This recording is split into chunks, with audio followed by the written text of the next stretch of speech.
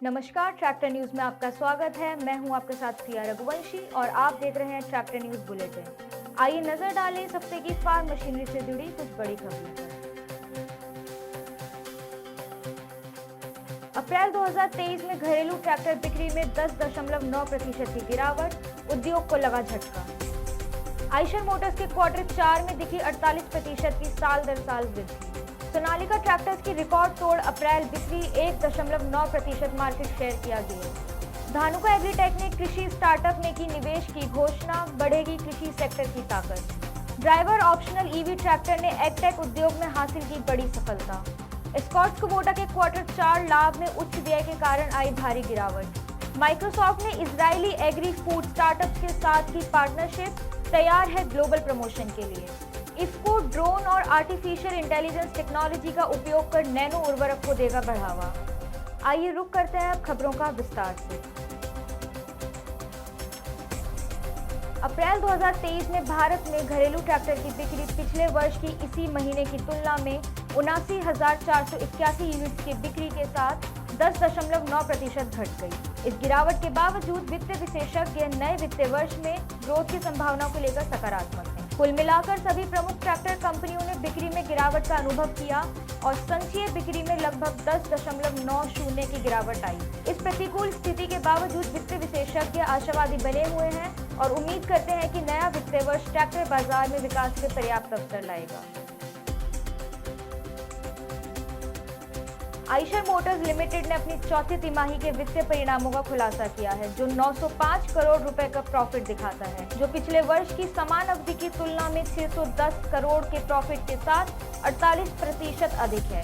इसी के साथ शुक्रवार को आइशर मोटर्स के शेयरों में करीब 7% की तेजी आई। हाल ही में आइशर ने 3,804 करोड़ रुपए के परिचालन से अपने उच्चतम तिमाही राजस्व की सूचना दी, जो पिछले वर्ष की समान तिमाही के राजस्व 3,193 करोड़ रुपए से 19.1% अधिक है। आइशर मोटर्स के प्रबंध निदेशक सिद्धार्थ लाल ने कंपनी की उपलब्धियों पर प्रसन्नता व्यक्त करते हुए कहा कि यह आइशर मोटर्स के लिए एक असाधारण वर्ष है। उन्होंने रॉयल एनफील्ड और VE व्यावसायिक वाहन दोनों में कंपनी की काफी सफलता और अब तक के सर्वश्रेष्ठ व्यवसाय और वित्तीय प्रदर्शन का हवाला दिया। सोनालिका ट्रैक्टर्स ने पिछले वित्तीय वर्ष से वित्तीय वर्ष 2024 में अपने उल्लेखनीय बिक्री प्रदर्शन को बनाए रखा है। कंपनी ने हाल ही में अप्रैल में 12,590 ट्रैक्टरों की बिक्री के साथ एक नया बिक्री रिकॉर्ड हासिल किया, जो किसानों के बीच इसकी बढ़ती लोकप्रियता को दर्शाता है। इस असाधारण उपलब्धि के कारण ट्रैक्टर उद्योग में बाजार हिस्सेदारी में 1.9% की वृद्धि हुई। कुल मिलाकर वित्तीय वर्ष 23 से सोनालिका ट्रैक्टर्स की असाधारण बिक्री के आंकड़ों को नए वित्तीय वर्ष में आगे बढ़ाया गया है। कृषि रसायन फर्म धानुका एग्रीटेक ने 2 स्टार्टअप्स में अपनी निवेश की घोषणा की है और कृषि क्षेत्र में युवा एंटरप्रेन्योर्स का समर्थन करने के लिए और अधिक कंपनियों में निवेश करने के लिए अपनी खुली इच्छा व्यक्त की। धानुका समूह के अध्यक्ष RG अग्रवाल ने कहा कि वे आशाजनक उत्पादों और प्रौद्योगिकियों के साथ स्टार्टअप्स में समर्थन और निवेश करने के लिए तैयार हैं। कैलिफोर्निया स्थित कंपनी मोनार्क ट्रैक्टर ने हाल ही में ड्राइवर वैकल्पिक ऑल इलेक्ट्रिक ट्रैक्टर का अनावरण किया। वहीं निजी निवेशकों द्वारा मोनार्क ईवी ट्रैक्टरों का मूल्य $271 मिलियन आंका गया। CEO प्रवीण पेनमेक्सा के अनुसार उनकी कंपनी को एग्टेक में अगली बड़ी चीज के रूप में मानने के कई कारण हैं। इसके अलावा उनका मानना है कि कंपनी का स्थान कृषि और प्रौद्योगिकी के अभिसरण के लिए एक व्यवसाय मॉडल विकसित करने का सही अवसर प्रदान करता है, जो खेती में कुछ सबसे महत्वपूर्ण चुनौतियों का समाधान करता है।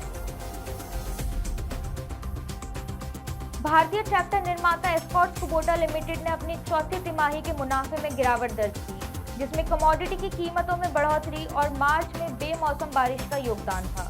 एक एक्सचेंज फाइलिंग के अनुसार कंपनी ने 31 मार्च को समाप्त तिमाही के लिए 8.3% से 1.85 बिलियन रुपए का शुभ लाभ कम होने की सूचना दी।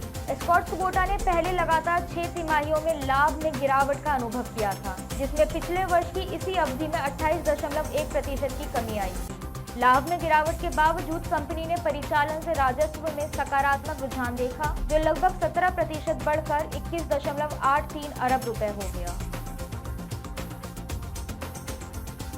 माइक्रोसॉफ्ट वैश्विक खाद्य कमी को दूर करने के लिए कीटनाशक और सिंचाई प्रौद्योगिकी के विकास में विशेषज्ञता रखने वाले इजरायली स्टार्टअप के साथ मिलकर काम कर रहा है।